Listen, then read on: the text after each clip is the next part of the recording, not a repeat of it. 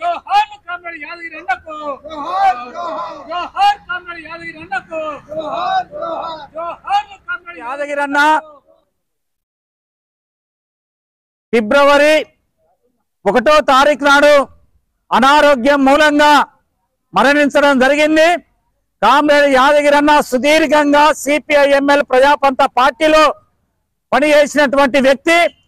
తన ప్రభుత్వ ఉద్యోగాన్ని కూడా వదిలిపెట్టి ప్రజల కోసము, ప్రజల సమస్యల పరిష్కారం కోసము, నమ్మిన సిద్ధాంతం కోసం 40 సంవత్సరాలుగా అంటే 4 దశాబ్దాలుగా తను నిజామాబాద్ జిల్లా పార్టీ సెక్రటరీగా, అదేవిధంగా పార్టీ రాష్ట్ర కమిటీ నాయకుడిగా 33 సంవత్సరాలు పనిచేసినటువంటి వ్యక్తి.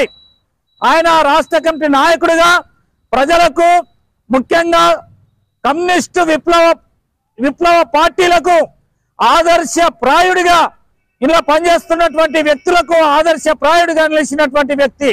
ఎందుకంటే తను నమ్మినటువంటి సిద్ధాంతానికి చివరి దాకా నిలబడినటువంటి వ్యక్తి.